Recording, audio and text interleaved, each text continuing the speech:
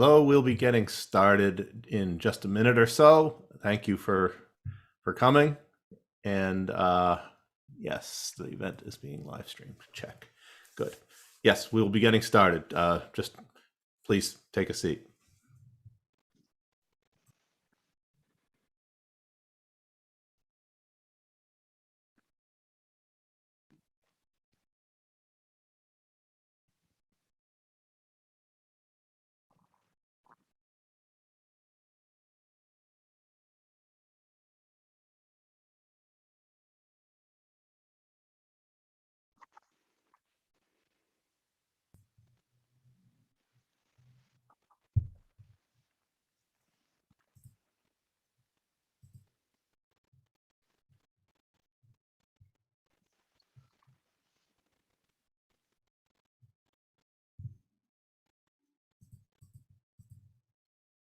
Thank you, everybody who's taken the time out of their Sunday to join us and has managed to figure out what time the webinar actually begins. That's also good work on your part.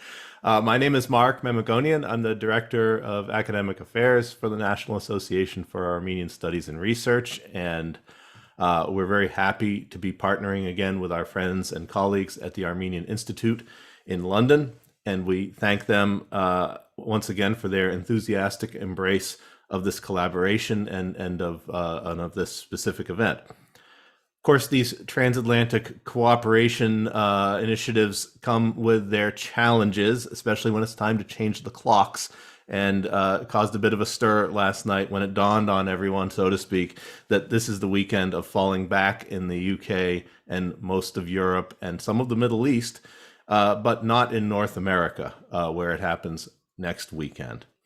Someone may understand why it works this way, but that someone is not me. So I can only offer apologies to anyone whose schedule has been thrown off as a result of the program starting an hour earlier, if you're, again, in Europe, not in North America. Tempus edax rerum, Ovid writes, time the devourer of all things.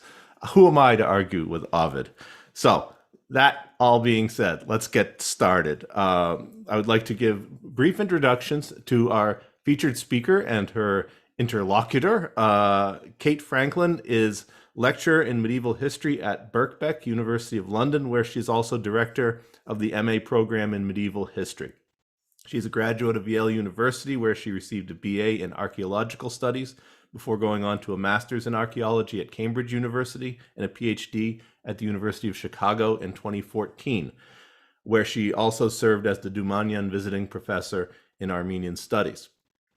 Dr. Franklin has an impressive list of scholarly articles which have appeared in publications including the International Journal of Historical Archaeology, Archaeological Research in Asia, Journal of Cultural Heritage, Aramazd Armenian Journal of Near Eastern Studies, and others. Her book, Everyday Cosmopolitanisms, Living the Silk Road in Medieval Armenia, just published by the University of California Press, is the culmination of her dissertation and postdoctoral research.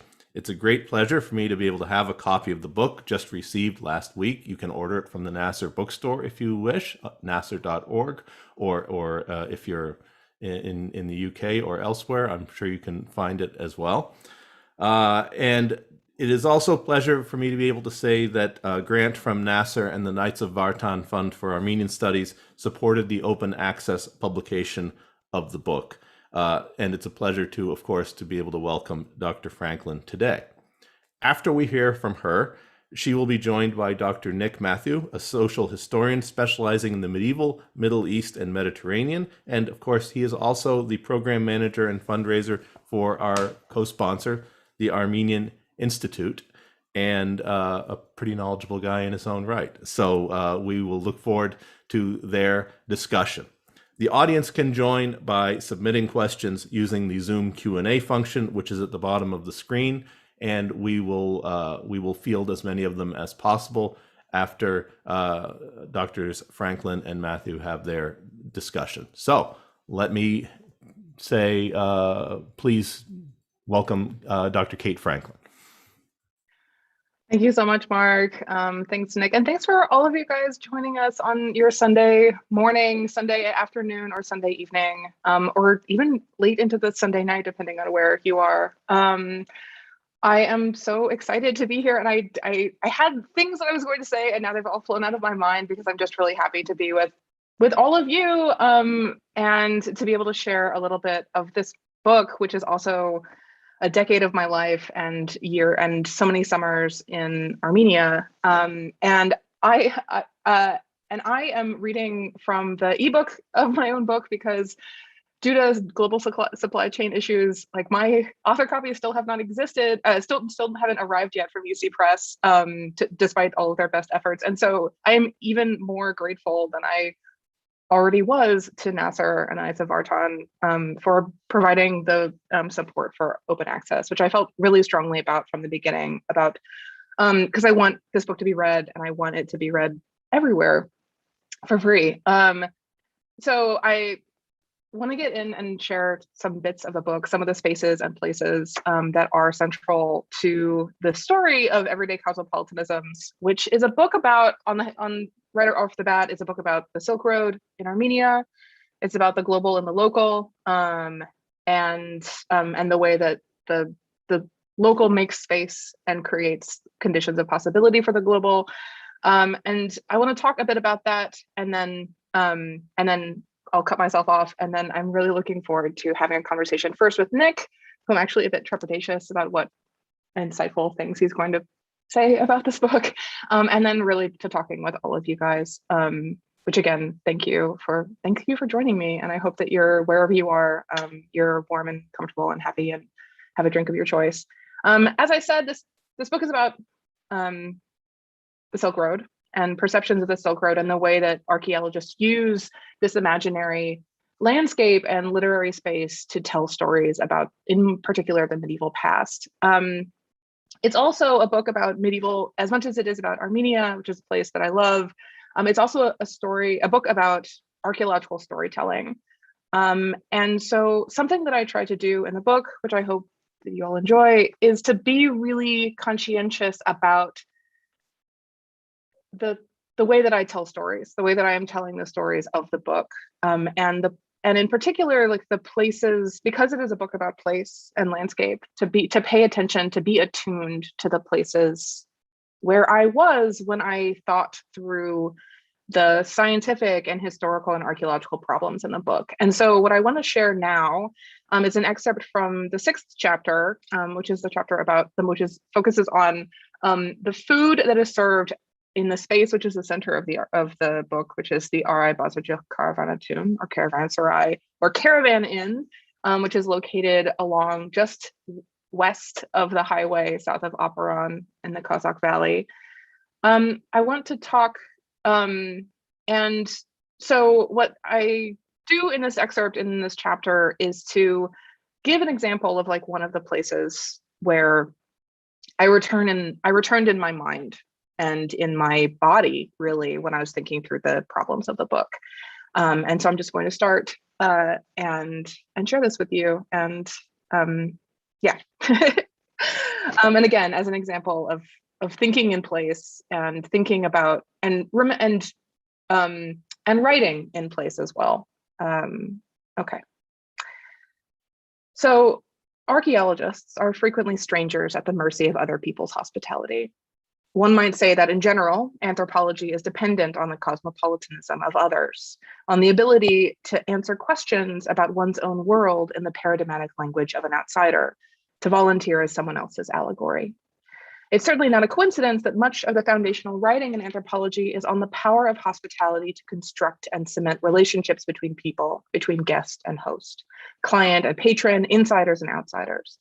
A central, though not always appreciated, role in these negotiated relationships is played by exchanges of gifts, and in particular, by the provision of food by a host to their guest.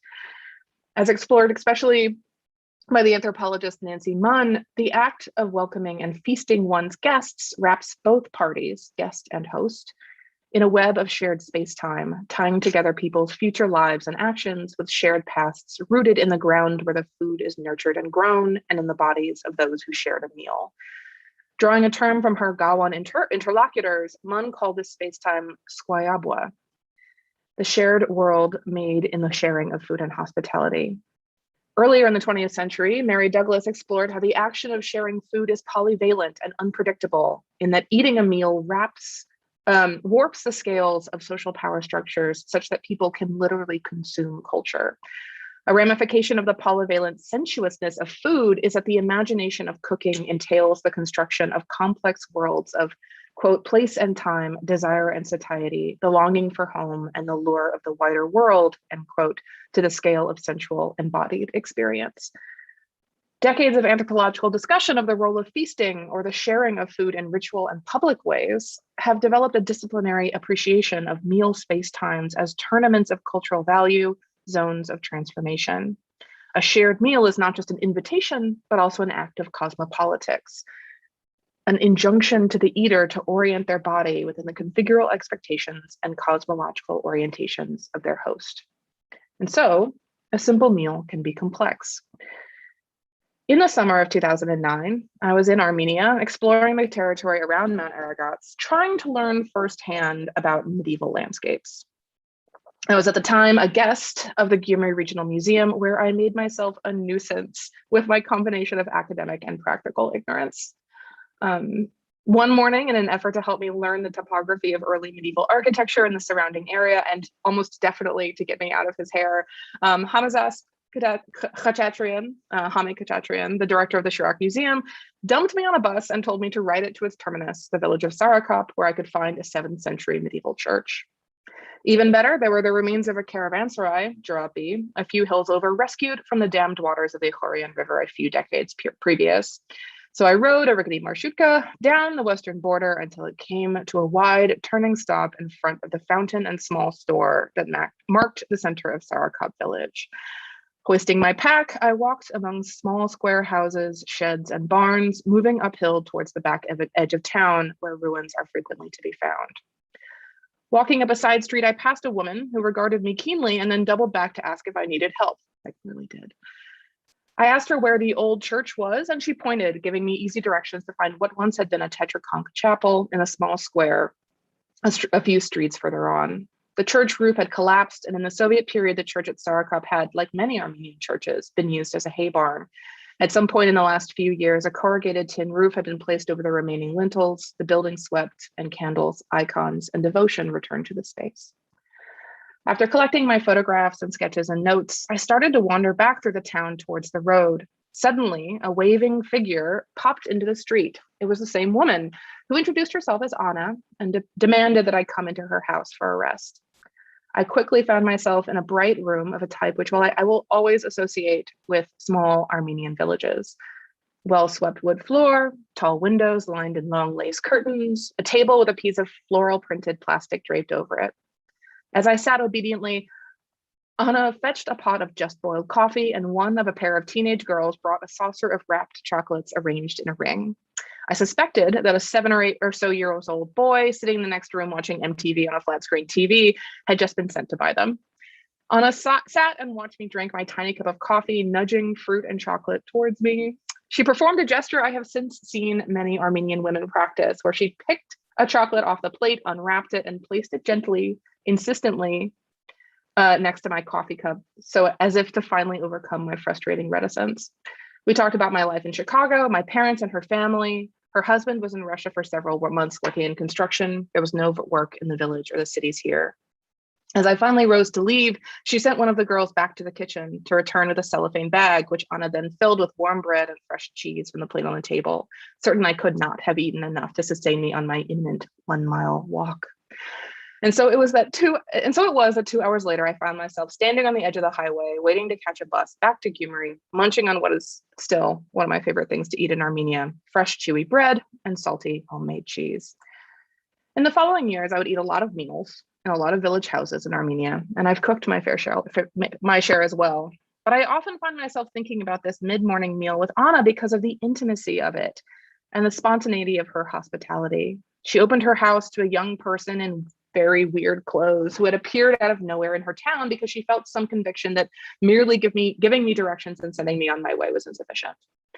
Plus, she was curious, plus maybe she was bored and wanted a story to tell later, plus perhaps 100 other reasons I can't know. But the meal she shared with me transformed me, cementing a memory of that village and of a slice of that woman's life in embodied memory with a taste of thick coffee and sweet candy, the smell of a house where fresh cheese and yogurt are stored, where the floor has just been swept with a hand-tied broom and the tan dust hangs in the air. Of course, I was transformed for Anna as well. From a stranger to a guest with a name and parents and a story and strange table manners whose eyes lit up at the sight of real coffee. It's the mechanics and dynamics of these mutual transformations that sustain my fascination with everyday eating, with small rituals and routine gestures that fall under the radar when archaeologists talk about the power of feasts. By textbook definition, my meal with Anna was the opposite of a feast. It was private, intimate, simple, and ordinary. But I would refer to the recent work of archaeologists interested in the power of cuisine and the everyday and argue that in routine and small rituals, the structures of power and normalcy of culture are mortared into place. Why then should we not look to everyday rituals like the making of meals and the feeding of guests for mechanics by which shared cultures like that of the Silk Road were made? Why shouldn't the space created by practices of serving food to travelers and their eating of it be as significant a world as the architectural spaces of caravanserais or the inscribed and endowed landscapes of local politics? Archaeological approaches to cuisine have demonstrated the capacity for the material artifacts of cooking, serving, and eating to mediate intersections between daily practice and larger scale social phenomena, thereby framing the experience of travel. Food allows a person to viscerally remember other distant times and places and to literally enclose that spatio-temporal vastness within their body. And to return to the argument made by Nancy Munn, fed bodies themselves travel, transplanting memories, tastes, and appetites, the cyclical spacetimes of daily meals into complex mnemonic-material worlds. In high medieval Armenia, the link between foodstuffs and the other scalar worlds I explore earlier in the book is made explicit for me in a particular pot form, what archaeologists call the stamp-belted karas.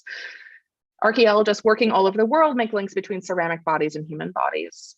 Whether ceramic vessels are made to emulate human forms or used to contain cremated burials, human beings tend towards an affinity towards these round-bellied, strong-shouldered objects. And an astoundingly popular form in the Caucasus in the High Middle Ages, the stamp-belted karas bears a wide belt along the shoulder of the pot, depicting repeated stamped patterns of vegetal, animal, and human figures. And these bands mirror not only the long bands of decoration on the exterior of churches, such as the Church of St. Gregory, built by Tigran Honens and Ani, or the famous church at Akhtamar, but also bands of figural tiras embroidery found on medieval elite silken garments across the Silk Road world. The karas helps me to add one more scale to the linked microcosms that I discussed earlier in the book. The karas holds food that is then contained within a human body, which is itself contained within architecture, contained within the world of imagined life and landscape. These scalar worlds, vessels, bodies, and buildings, church, caravanserai, and valley were linked together with common ideas about power and beauty and desire. And I'll stop reading there, but this is just a kind of a taste, not to create a food pun, of the kinds of the thoughts that I think in everyday cosmopolitanism about the way that we can understand the full total world in the Kassach Valley and beyond in Armenia through everyday objects and everyday practice. Yeah, so I'll stop talking and let Nick talk. Well, thank you, Kate. That was a perfect section to share with all the friends who are joining us tonight, to really illustrate so much of what I loved about the book. I think that this attention to the sensuousness of existence in your historical imagination and the way you write it up, and I think something that's often left out of the way historians write, just the easy, personal way in which you actually write your book, I just love. So I think I want to start there.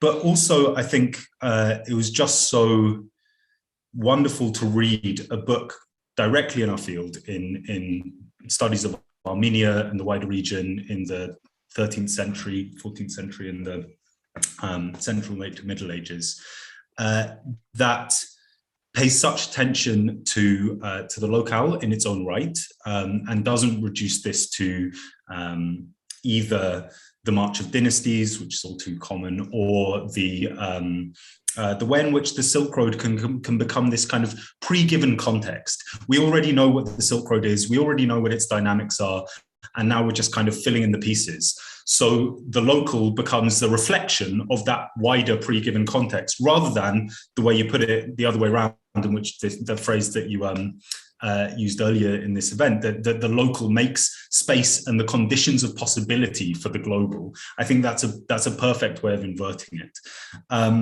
And there's so much more, which I think hopefully we'll talk a bit more about in this discussion and might come out in the Q&A as well. I can already see one question about gender differences between private meals and open meals. And I need to say the use of feminist theory in this book is really wonderful as well. So hopefully we'll get onto that.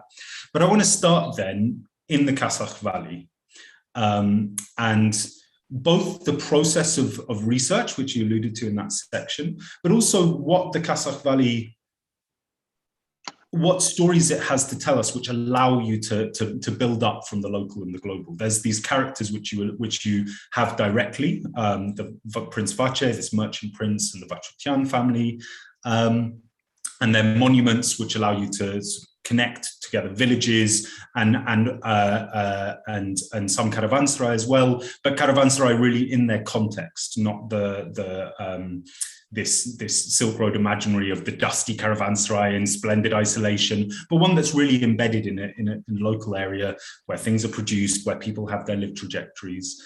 What drew you to the Kassach Valley, and why do you think it's so particularly helpful for telling these broader stories? What does it have to show us?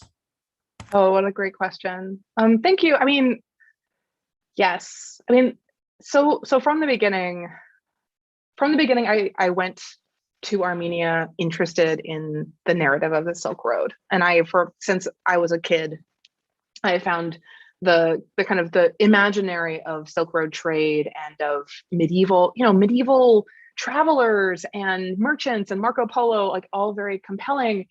But there was some that, but at the end of the day, also I love place, and I love thinking about like the deep histories of places and the particular ways that everyday lives and culture it sits in places, to use an anthropological phrase. And so, I mean, honestly, to tell this as a personal story, I went to the Kassach Valley.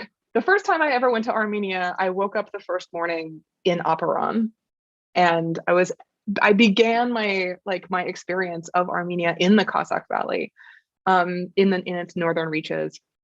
Obviously, like with the I have to give a shout out to the Aragots Project, Dr. Adam Smith and Lori Kachadorian, who like took me to Armenia as a young person. And I mean, I think I was like 24, and so immediately.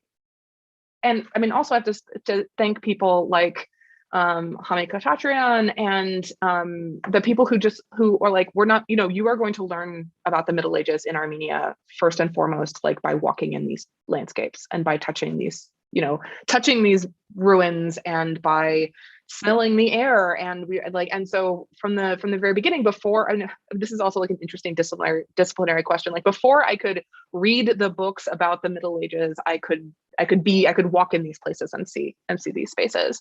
And so very quickly, there was also like a process by which I also started, like as a graduate student, wanting to tell that story very much in that old, like I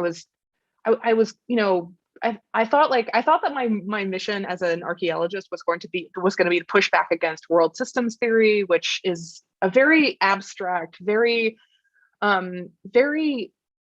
large scale way of thinking about cultural change as influenced by trade and by economy. And I remember in 2010, so like the year after I met, the year after this kind of episode that I just read, I was doing survey, I was walking around in the Kassach, and I was like, that's not these people didn't care. I don't know, like I have no way of knowing if the people who lived in this valley knew that if they were on the Silk Road or if they were in a periphery of a world system.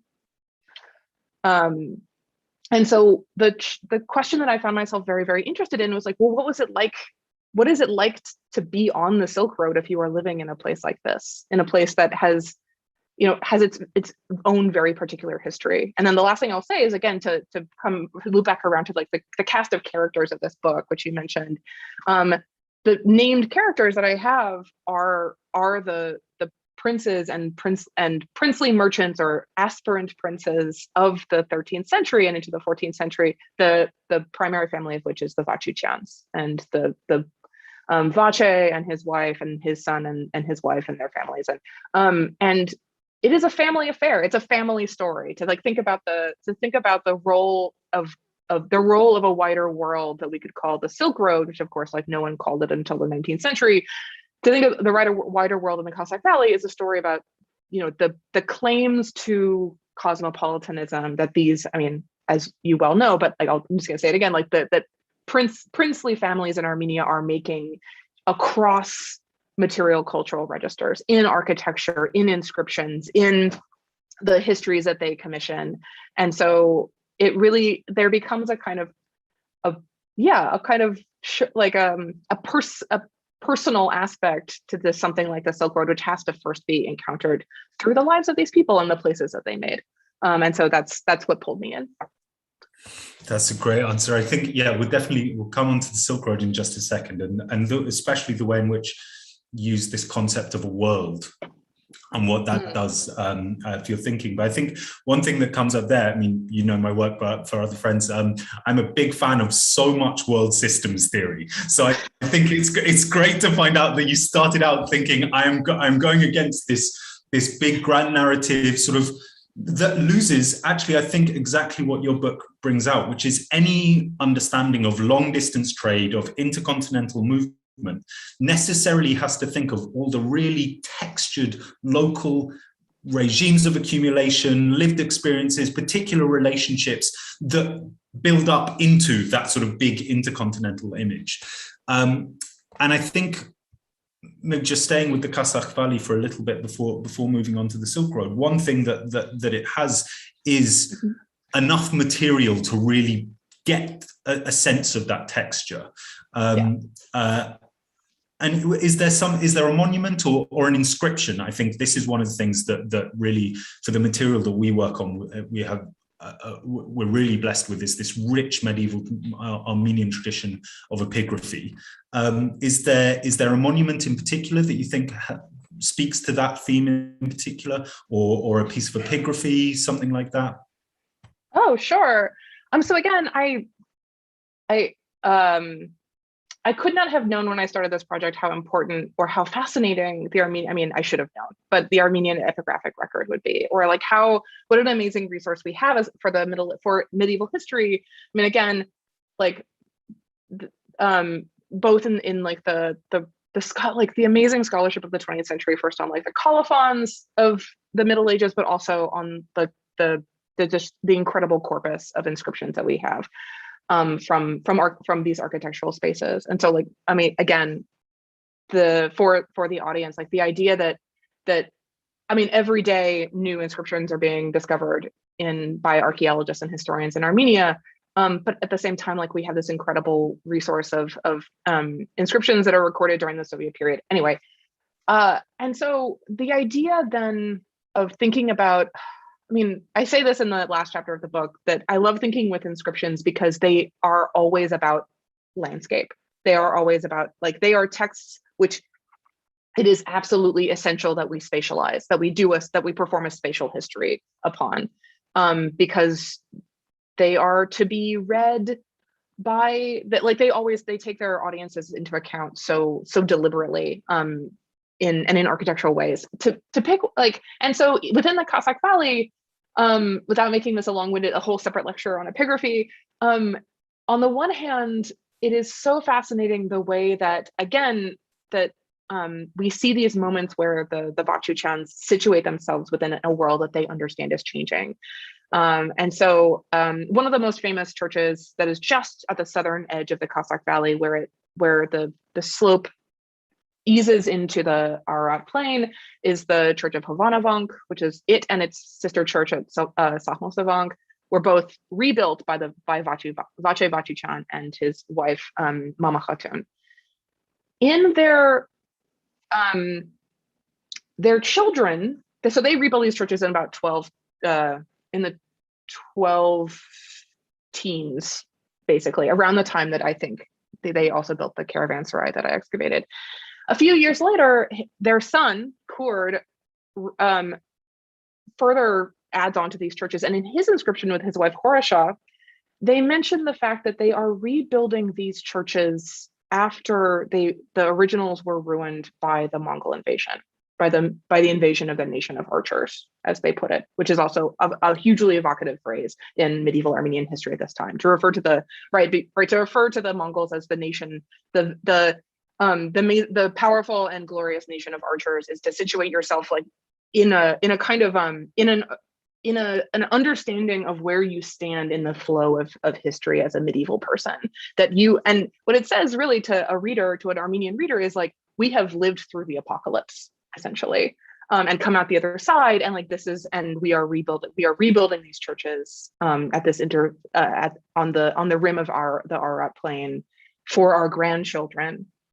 And so something that's so fascinating to me, again, to get back to like the world making and the worlds that you mentioned, is this idea that the Vachichans are very deliberately saying like, yeah, that we are straddling worlds, a world that was unthinkable and has shaken the foundations of our history and made us reset the clocks, but also we are pulling together the thread of our ancestors with the future of our children. So they name their children in that inscription. And I think like that's so fascinating and so beautiful. But also it really speaks to the fact that like this is a violent period, this is not a story of, the kind of the romantic narrative of the Silk Road, which is also the kind of neoliberal global narrative of the Silk Road, which is that like trade generates peace, right? And so like the idea, but like obviously it's more complicated than that. And so yeah, I'm gonna make myself stop again. Yeah, that's a perfect transition to what my next question was going to be, which is about this term, the Silk Road.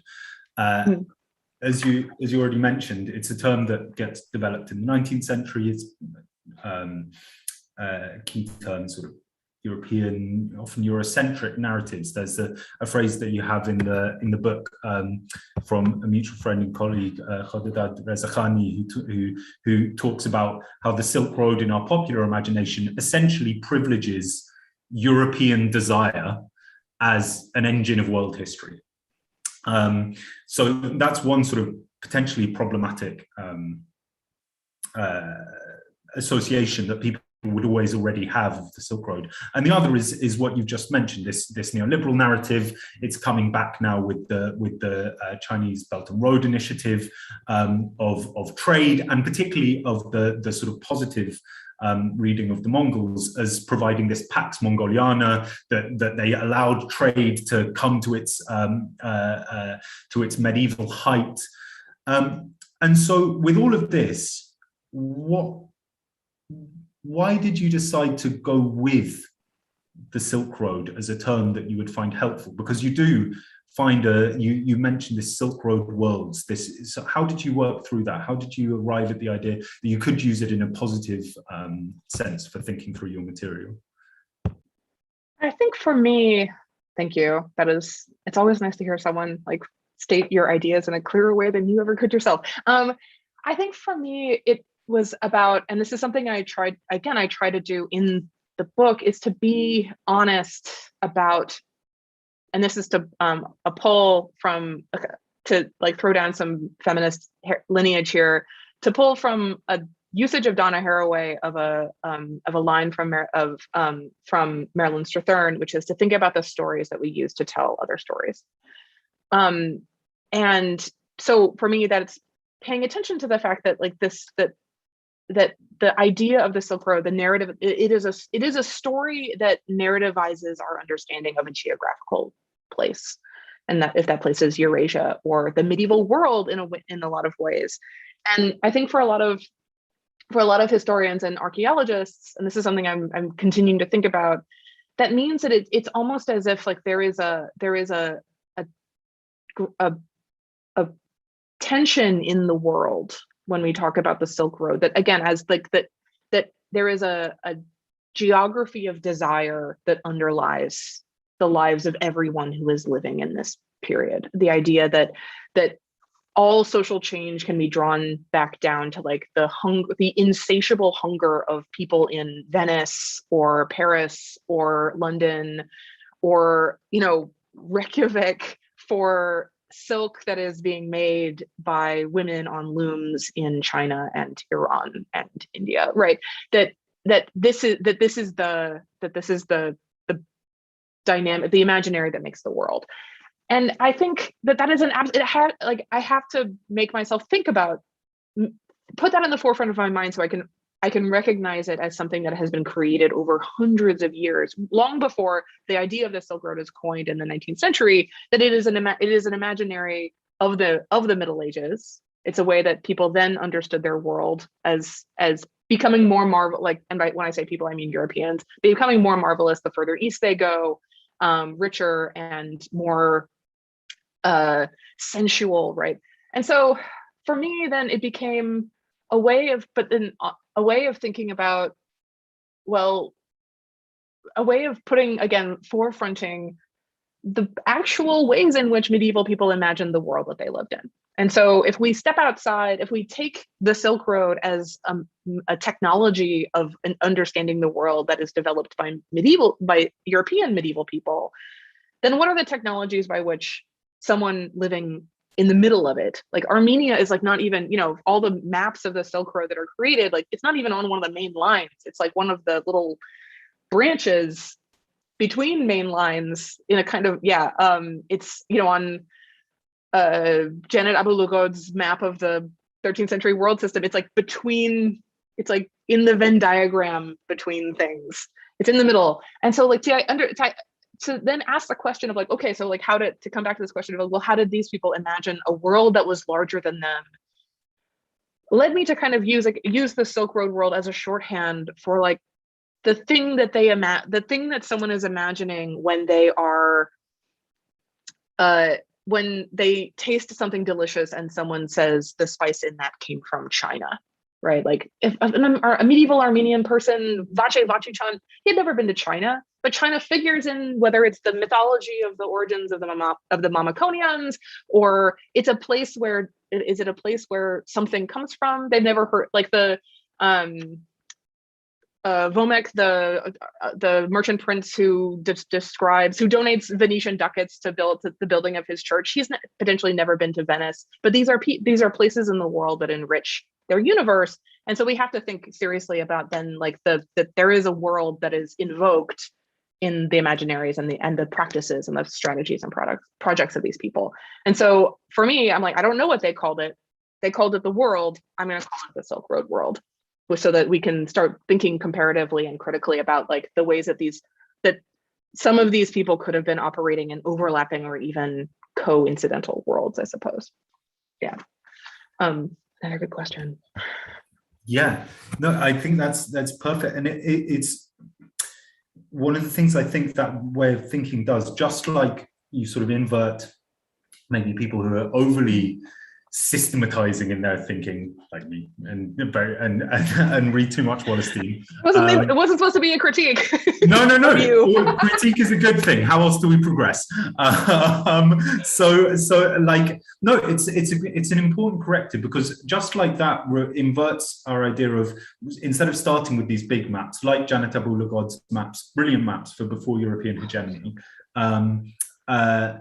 we start with somewhere like the Kassach Valley. You also invert our assumption of who's populating, who's making this world happen.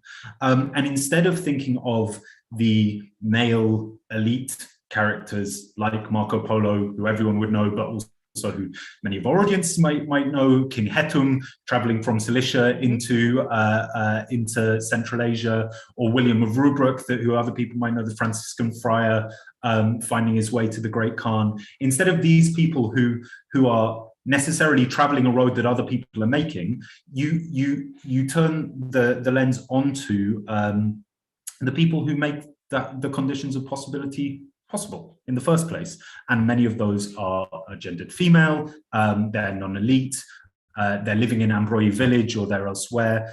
And I think what's really nice is your sensitivity to their agency and their ability to experience that broader world as well. They're not just the sort of Monty Python peasant.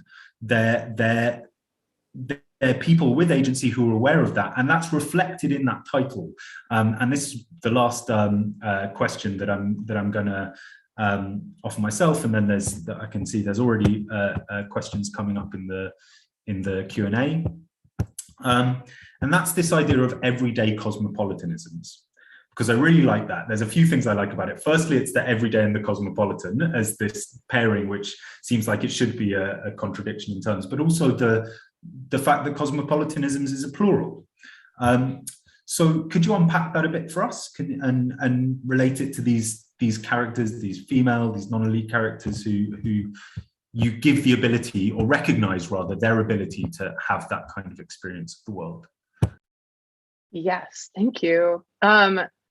So yes, the plural of everyday cosmopolitanisms and the everydayness of everyday cosmopolitanisms is an idea that I've been working on for a really long time, which again comes back to the realization and the just awareness that attention to the fact that the Silk Road, and as I say in the book, the Silk Road is a story,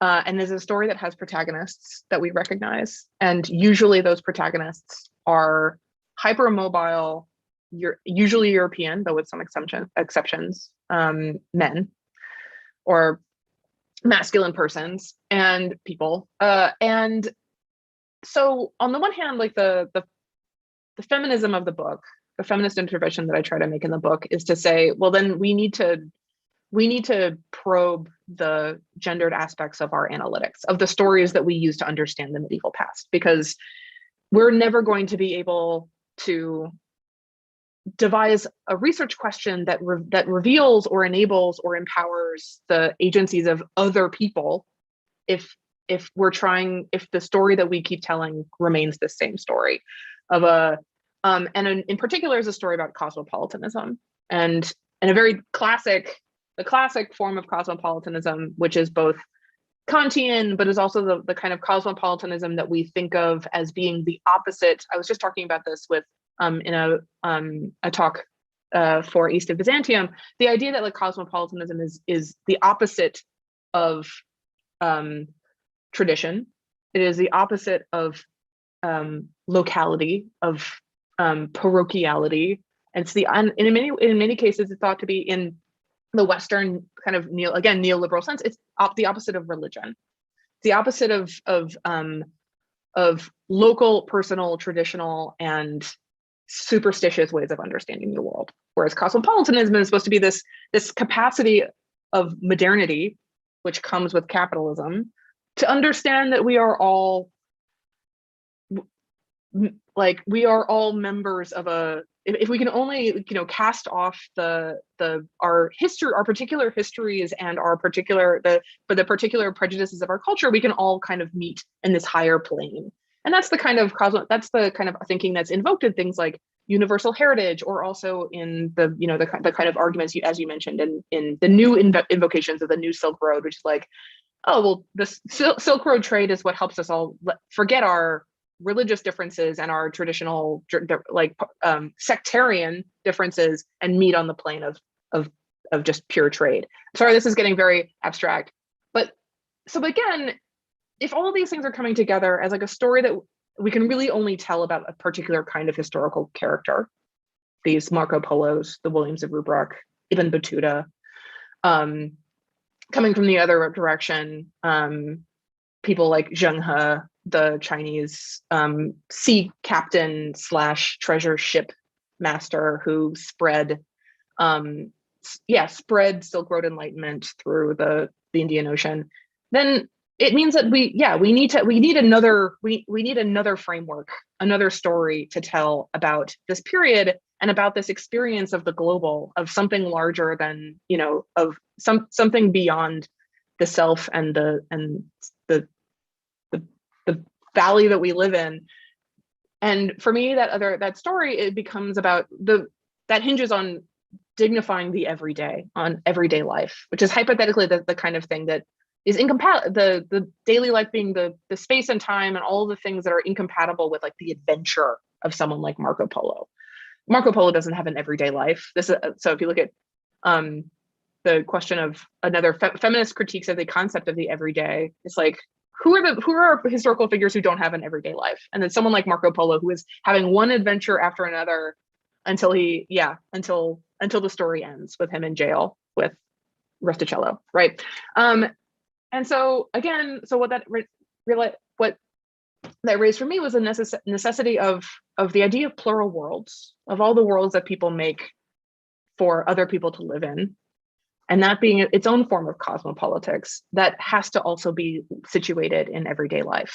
And then it is a real challenge for medieval history, and something that I continue to work on in Armenia is to find that. Then the other aspect of this gender project is to find female voices and female agencies. And so what I tried to do in this book was to, again, find the agency of spaces and activities that we associate with women in the Middle Ages. And one of those is the making and serving of food, and also a whole category of maintenance work, maintenance activities, which we can get into this later, but like within this same kind of like Marxist paradigms, is like these are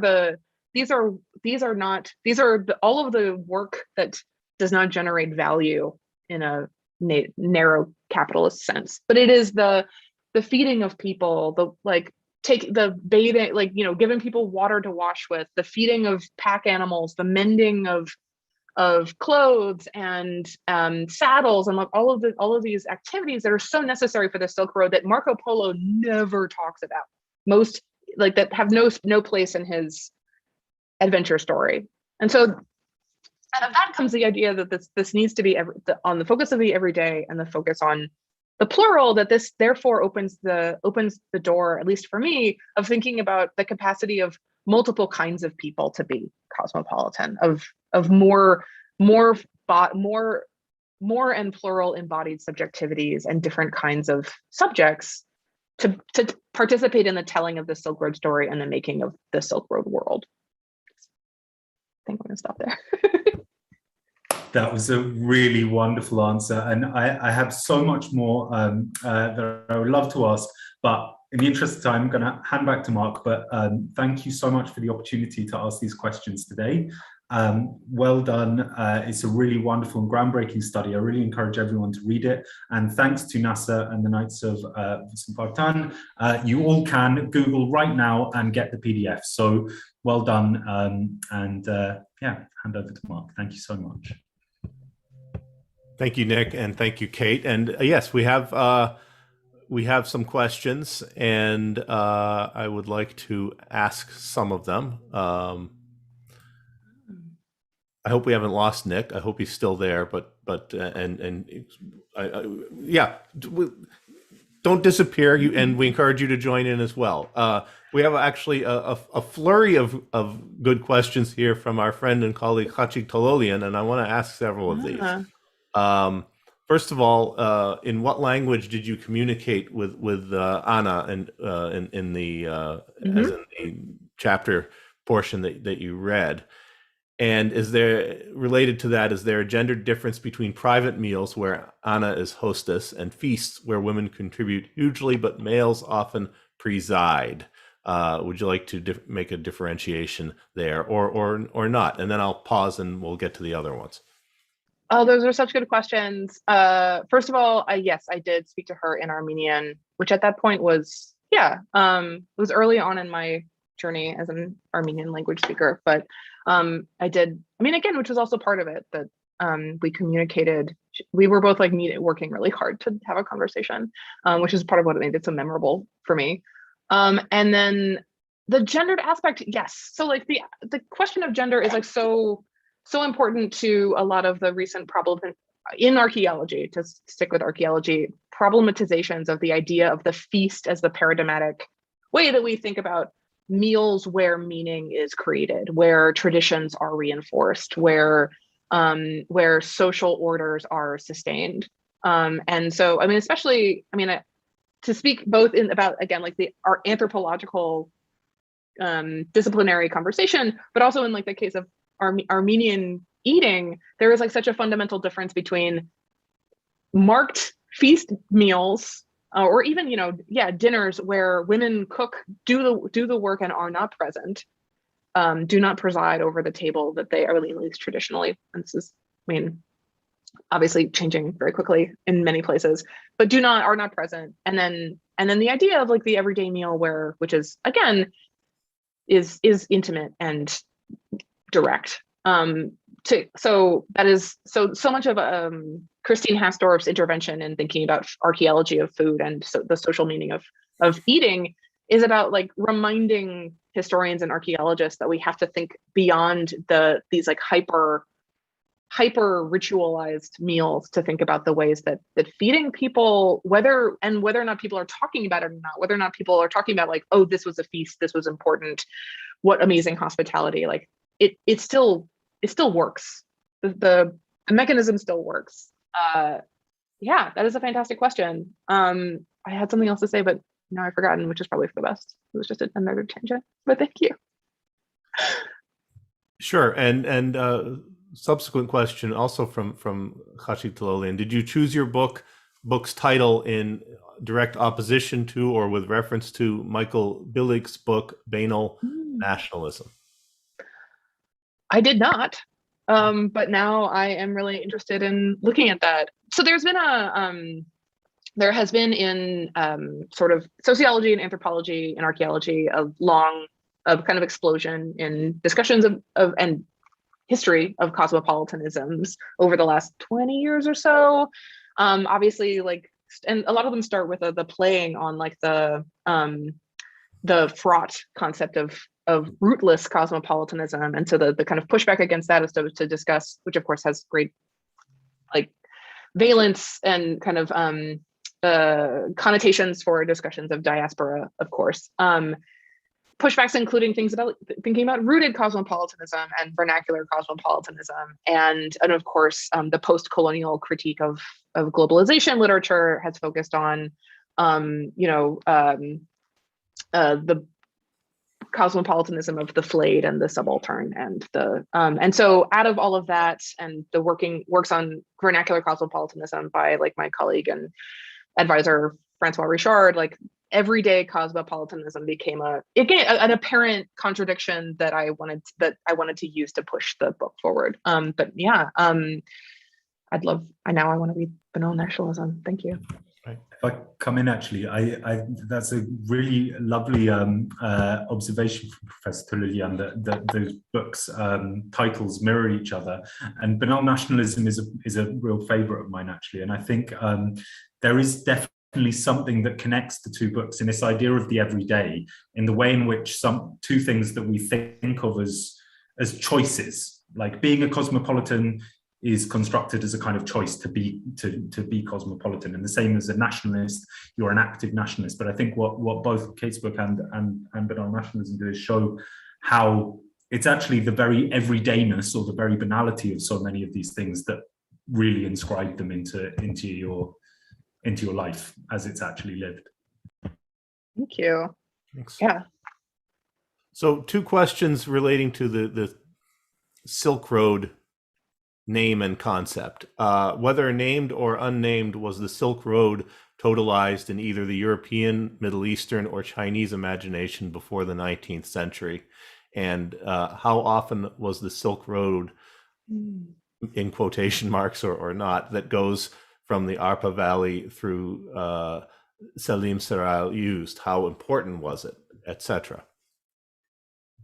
Oh, such great questions. I'm looking at these also in the Q&A. The idea of, again, to start with, the first one, the idea of the Silk Road as we understand it being something that medieval people understood is a really vexing question. And I mean, again, it's also like medieval people where. So there has been such an amazing, I'm not even going to start listing the scholarship on medieval imaginations of the Orient and medieval European imaginations and the construction of the Orient and of various forms of other people based on, fictive and factual travel accounts that really ramp up in the high Middle Ages from the 10th through the 15th century. And I don't think so. What I talk about in the book and what I find really interesting is the way that it's not so much that those medieval people understood the Silk Road the way we do, but that so many of the modern 19th century people who are fundamental in discovering the Silk Road were reading those books. So whether it's Herodotus and Marco Polo, and all of these Xenophon, these writers from the classical period through the medieval period who were writing about the East and what those lands were like and what those peoples were like, those books were translated and available. And we talk about such a Benedict Andersonian kind of moment, translated and printed and available such that something that I love, and this is one of my absolute favorite things to encounter as a historian, is when someone who is writing a travel account or a history mentions what they happen to be reading at that time. And so you'll get explorers and travelers riding through the Caucasus, literally on their horses, reading Xenophon, or they're reading Marco Polo. So, and Sir Mark Aurel Stein, who discovers the Silk Road, him and Sven Hedin in the 19th century, imagine they're traveling on camels into the Taklamakan Desert and the Tarim Basin and these wastelands with a box of books, one of which is Marco Polo.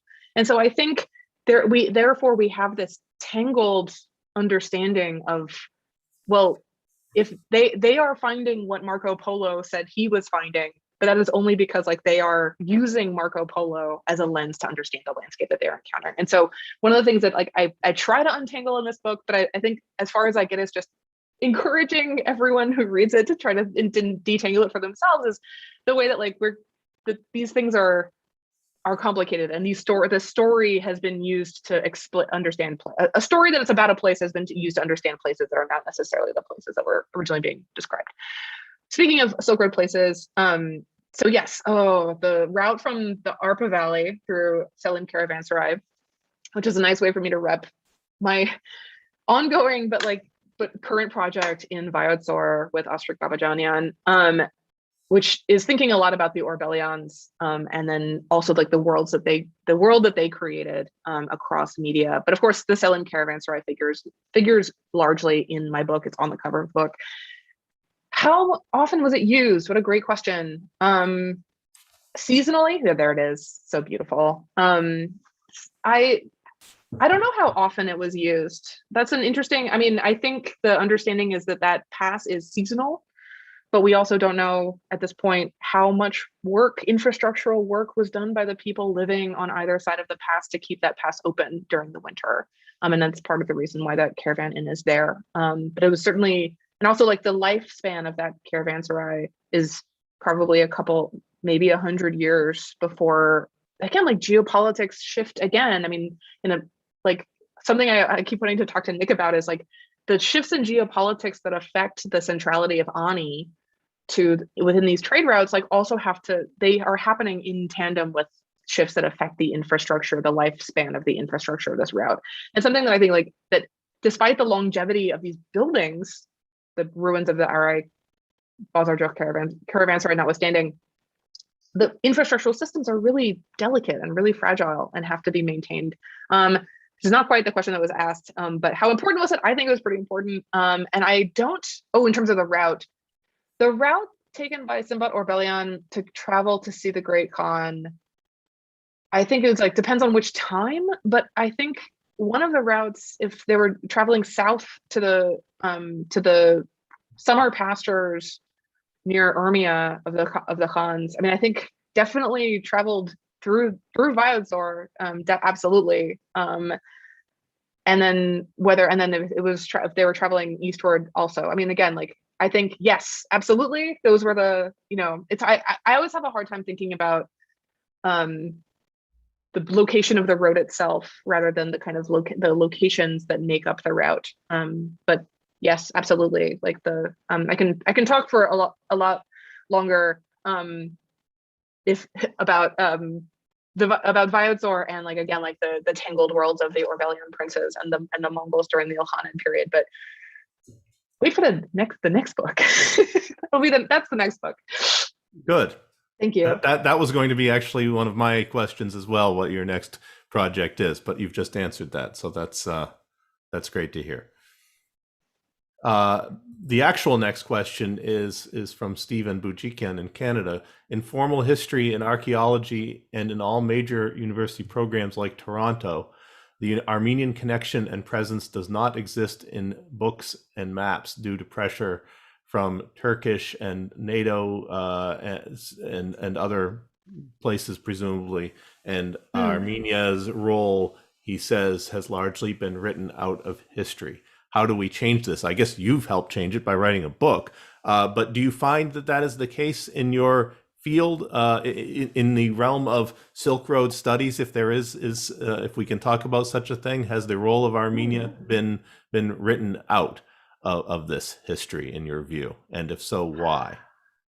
This is a difficult question for me to answer, but thank you for asking it. Part of it is, again, to go back to like Nick's first question and my first answer about the kind of my research is rooted in biography. And so from the beginning, my journey along the Silk Road has always been as part of the Armenian studies community and as part of a community of scholars who are fascinated by, if not, and personally embedded within the history of Armenian people, Armenian language, Armenian architecture, and the territories that are called Armenia in different periods. And so I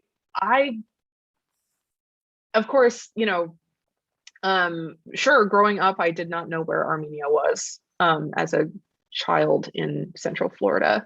But that being said, but I don't know whose fault that is, mine. But I think in terms of the role of Armenians in history, I mean, I think every day I see like a new venue for this conversation, and I'm really excited about it. And I think, I mean, certainly like to just like be grateful for a while, like I'm through the venue of this book, through the avenue of this book, I am getting to see like how many people are really interested in this story and want to talk to me more about it and want to hear more about it. And like it is in really diverse spaces. And so, yeah, I think that's a hard question to answer, but at least I'm hopeful about the answer being not as dire as it perhaps seems sometimes. If I could come in on that, I think one thing that there's a phrase that stuck from Kate's book when you're talking about your characters and their Armenianness, and you say that you're not going to explore how they identified or why they identified, why they came to be identified as Armenian. The fact is they either ask for inscriptions to be put up in Armenian or they're identified in historical sources in Armenian. So you're going to start from that and look not at how they're identified, but what they do. And I think that's a really key thing. I think potentially in some more recent periods of history, some of the dynamics that the friend points to of pressure, there obviously are situations where Armenian history is purposefully left out because of that. But I think one of the issues for this earlier period isn't so much that kind of active attempt to erase, but more the fact that Armenian material is necessarily seen as more parochial, to use a phrase that came up. It's more, it's always going to be more particular and less able to be universal than, say, material in Arabic for the Middle East. Arabic is seen as a cosmopolitan language, and Armenian is seen as a parochial and particular language. And I think what studies like Kate's really show is that when you actually just show what people who identified as Armenian, who had inscriptions put up in Armenian, did in the Middle Ages, the worlds that they participated in, the worlds they helped to create. And I think Seta Dadoyan has also helped to start a lot of these conversations in placing Armenians in the broader medieval Islamic world. Then you start to see just how many more people are fascinated by this material and can see how it speaks to really universal questions, which is exactly what Kate's book does. It moves from what seems to be a very immediate context and set of material and moves to the next moment to universal questions that cover not just medieval history, but also thinking through our world today. Yeah, absolutely. I mean, of course, it's not going to stop efforts from certain quarters to exclude Armenia for various reasons, but clearly more books, more scholarship, establishing more cross-cultural connections in the manner that Kate does in her book is clearly one answer, if not the only answer to this problem. Maybe it's the best answer. I guess we'll see. From Steve Sim, during the restoration of churches in Armenia, evidence of later medieval uses, such as additions or alterations to the structure that were defensive in nature, are always, without exception, destroyed, he writes. Would the author agree that this practice, together with the field clearances of abandoned village sites she writes about, and the fact that there have been very few excavations of rural medieval sites in Armenia that are not religious, is partly due to these places being seen as shameful reminders of a period when Armenia was impoverished and under foreign rule? Oh, thank you for that rich question, and thank you, Mark, for reading it. Wow. Okay, so what this question refers to is an observation in the book about which thank you for reading already in such detail. This is so great. An observation that I make several times, which is about a problem of evidence for archaeologists working on everyday life and non-elite life in the Middle Ages, which is the differential preservation of different kinds of archaeological contexts or different kinds of places. And in particular, the challenge for, so just to speak very specifically, so after I excavated the Arai Bazarjuk Caravanserai in 2011, I really wanted to know more about like everyday people, normal people living in this place. The caravanserai is amazing. It is, but it is a piece of monumental infrastructure, as I call it, that is created for housing these hypermobile people, or at least relatively mobile people. And I wanted to know about the people who watched them go by or encountered them or traveled with them a part of the way. And so with some colleagues, including the late Frina Babayan and Tasha Vorderstrass at the Oriental Institute, like we wanted to excavate a village, and we tried really hard to find one. And the issue that we encountered in the survey was that village, and we continue to encounter this, and this is a problem across the Caucasus, not just in Armenia, actually, is that village sites, so like you can imagine these a village after it's been abandoned for 50 years is just a bunch of rocky collapsing foundations and wells that are open and things that are, it's a ruin. And things happen to villages that don't necessarily happen to church identified buildings associated as identified with churches. For instance, people will come and take the stones from a village ruin and use them in building a new village in a way that they might not do to a church. And then also acutely in the Caucasus in the 20th century, during the period of agricultural collectivization and intensification under the Soviets, like they just used enormous tractors and leveled out the hillsides and the valleys in Armenia. And there's a really great example of the example I always think of is the site of Ulgyur in Vyodzor, which is a very small chapel and a cemetery. It's where the architect Momik is buried. And it is on this beautiful slope, heading up to the mountain. And it's incredibly picturesque in a way that those of you who have been to or seen pictures of Armenian churches will recognize, where it's mountains and a field, and then it is this single church building, and it's khachkars that are kind of sat in this field. But if you turn around, you can see where the village that was around the church has just been bulldozed to the edge of the canyon, and then just tipped into the canyon, which is the way that those fields were created for fodder and hay and potatoes and grain and the grapes that were famous in the cognac that was exported from Vyatsor in the Soviet period. All of this.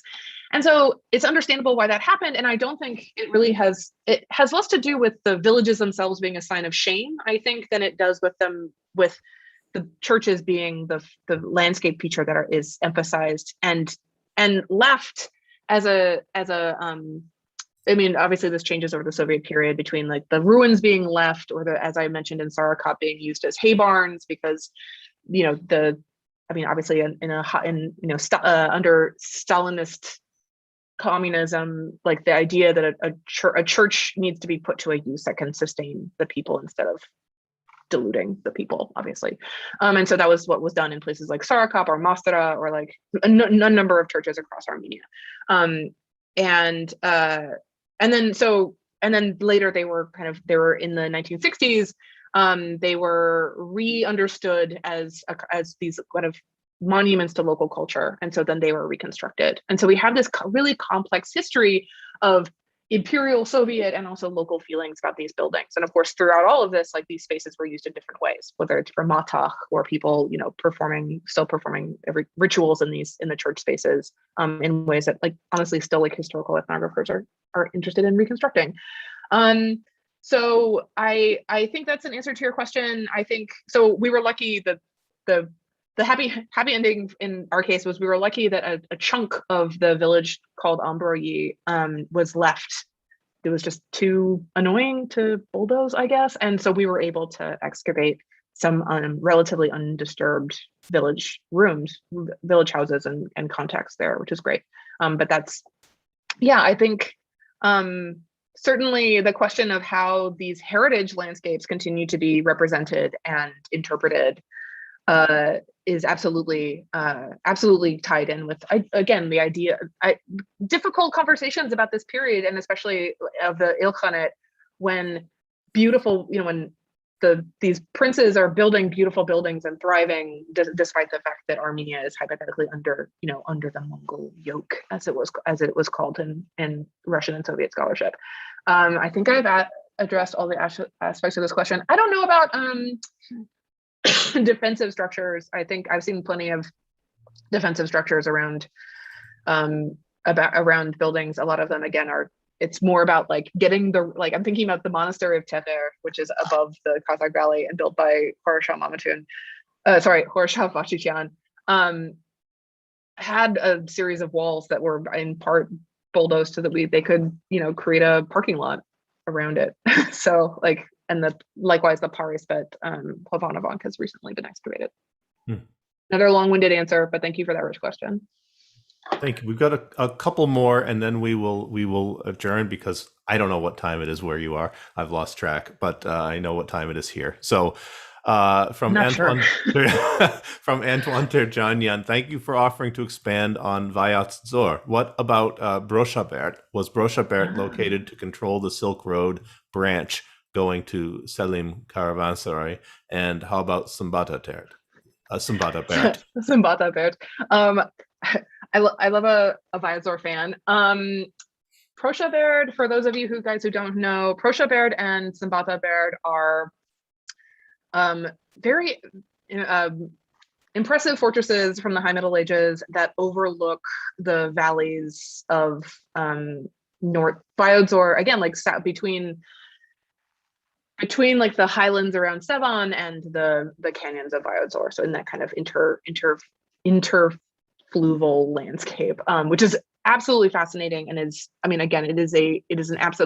Kassach Valley was an incredible place to work, but like working in Vyatsor is a archaeological dream come true. It's like, and it's beautiful. Anyway, I can go on to it. Next book. Wait for the next book launch. Again, about these, I think, I would say, yeah, the short answer to that is yes. I think certainly, though also in terms of controlling the routes going to the routes through the contemporary village of Shatin and going up north towards the Selene Pass towards Sevan. I think like those fortresses have a role to play in that, but they are also like overlooking routes that are connecting other landscapes. So it's not just about the single route between Sevan and the Sharar Plain and what is now Nakhchivan, right? It's also about the movement between, I think, also critically between Syunik and Ararat as well. So these are all Vayotor, again, one of the reasons why it's amazing is just a complete network of routes that could be seasonal and pass through the landscapes. And there are fortresses everywhere, some of which are inherited from the Urartian period, which is really fascinating. And again, for those of us who aren't specialists, Caravansary, Caravanadun, and Khan are all interchangeable with each other. Yes. There's terms, no, yes. There's no distinction in what they're referring to. Yes, there are some slight distinctions. So the other term is Ichevanatun. So yeah, whether it's dismounting house, caravan house, Khan is used, sometimes Pandok is used. And then Hirotun is also used in some cases. So yeah, guest house, like, yeah, all of these are used sometimes sometimes in sequence. So like, yeah, but yeah, all referring to the same institution, if not absolutely the same kind of building. Although, man, like caravanserais in Armenia all look really similar, which makes it fun to encounter them on survey. Yeah. Last question, and I thank again the audience for your excellent audience for your excellent learned questions. This is from Razmik Panosyan. Our current understanding of cosmopolitanism implies a society of multiple ethno-national religious identities. If you permit him to project this understanding into medieval times, what would have been the various identities interacting with each other in the Kassach Valley? Oh, thank you. What a rich question. I mean, I think so. It is difficult to say, given that the histories we have of this region in this time are, are written in primarily in a single language. I think in terms, just like thinking, part of the challenge for me in thinking about this place, again, and kind of in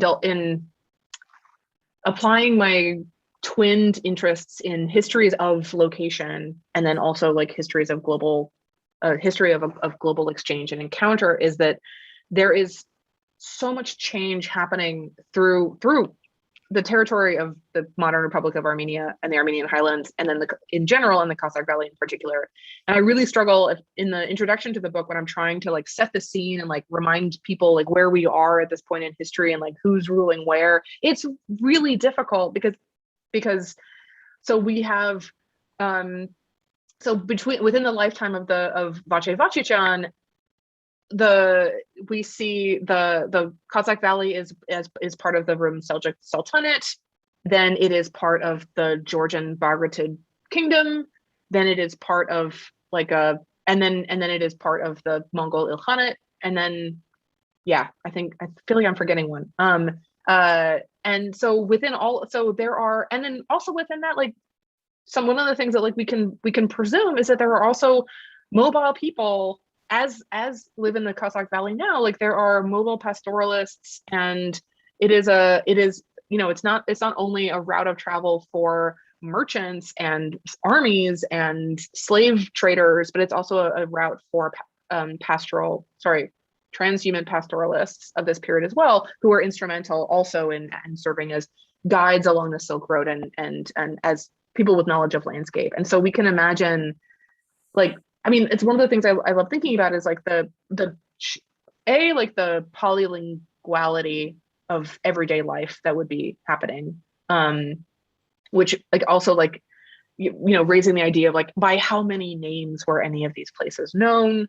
To what extent, did are the Vachichans, as part of their project, are they giving new names to places that had older names that are lost now, in the same way that has happened, so frequently in the last 200 years, just in our, memory, or recent historical memory.